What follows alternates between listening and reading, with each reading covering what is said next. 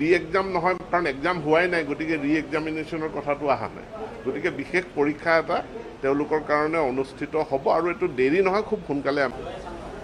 Assam higher secondary education কাউন্সিলৰ যিটো portal আছে, এই পৰ্টেলটোত আমাৰ যিমানবিলাক শিক্ষানুষ্ঠান আছে, চৰকাৰী, প্ৰাদেশিক কৰ্তৃকৃত বা ব্যক্তিগত বা ভেঞ্চাৰ, এই যিবিলাক শিক্ষানুষ্ঠানে ক্লাছ 11ৰ ছাত্ৰ ছাত্ৰীৰ নামভৰ্তি কৰাব, এই সকলোবিলাক শিক্ষানুষ্ঠানে আছাম হায়াৰ ছেকেণ্ডেৰী এডুকেশ্যন কাউন্সিলৰ পৰ্টেলটোত প্ৰথম ৰেজিষ্ট্ৰেশ্যন কৰিবই লাগিব আৰু সেই পৰ্টেলৰ জৰিয়তেহে নামভৰ্তি হ'ব।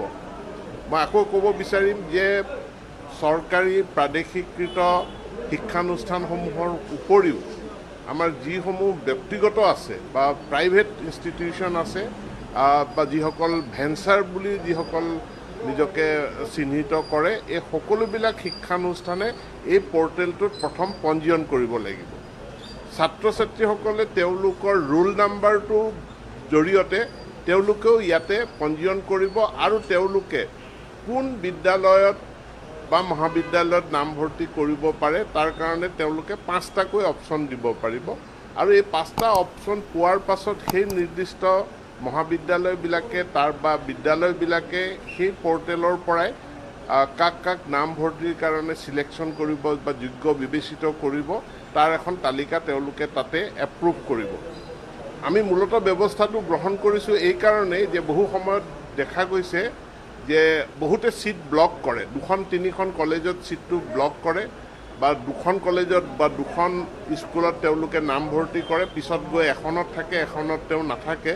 গতিকে এই ব্যৱস্থাটো যদি যাতে নহয়, এজন ছাত্ৰ এটা শিক্ষানুষ্ঠানতেই যাতে তেওঁৰ নামভৰ্তি হ'ব পাৰে, সেই ব্যৱস্থাটোৰ কাৰণে এই অনলাইন পৰ্টেলৰ ব্যৱস্থাটো কৰা হৈছে। ইয়াতে বহু সময়ত দেখোঁ যে এফিলিয়েটেড স্কুল একোখনৰ লগত বহুকেইখন আনএফিলিয়েটেড স্কুল তেওঁলোক টেগ হৈ থাকে বা শিক্ষানুষ্ঠান টেগ হৈ থাকে।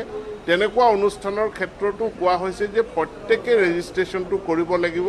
যিসকলৰ এফিলিয়েশ্যন নাই তেওঁলোকে এপ্লাইড ফৰ বুলি পেলাই লিখিব পাৰিব।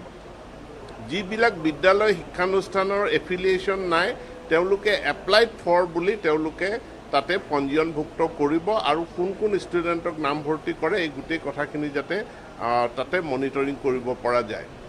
আমাৰ যিসমূহ শংকৰদেৱ শিশু নিকেতন, জাতীয় বিদ্যালয় বা প্ৰাইভেট আইনৰ অধীনত যিখিনি প্ৰাইভেট স্কুল আছে, এই প্ৰাইভেট স্কুল যিবিলাকৰ ক্লাছ 10লৈকে এতিয়া পাৰ্মিশ্যন আছে, ক্লাছ 11 যদি তেওঁলোকে আৰম্ভ কৰিব বিচাৰে তেনেহ'লে চৰকাৰে অনুমতি দিব আৰু তেওঁলোকে এই প্ৰাইভেট স্কুলবিলাকে যিবিলাকে ক্লাছ 11 আৰম্ভ কৰিব বিচাৰে তেওঁলোককো মই অতি সোনকালে আবেদন কৰিবৰ কাৰণে অনুৰোধ জনাইছোঁ।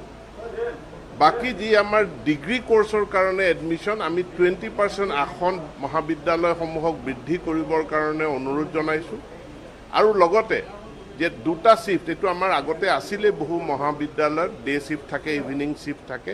এইবাৰ প্ৰয়োজন সাপেক্ষে ডে শিফ্ট, ইভিনিং শিফ্ট কৰাৰ কাৰণেও আমাৰ ফালৰ পৰা আমি পৰামৰ্শ আগবঢ়াইছোঁ। ধন্যবাদ। মানে স্পেচিয়েল এক্সামিনেশ্যনটো এটা হ'বই, গতিকে ৰি এক্সাম নহয়, কাৰণ এক্সাম হোৱাই নাই, গতিকে ৰি এক্সামিনেশ্যনৰ কথাটো অহা নাই। গতিকে বিশেষ পৰীক্ষা এটা তেওঁলোকৰ কাৰণে অনুষ্ঠিত হ'ব আৰু এইটো দেৰি নহয়, খুব সোনকালে আমি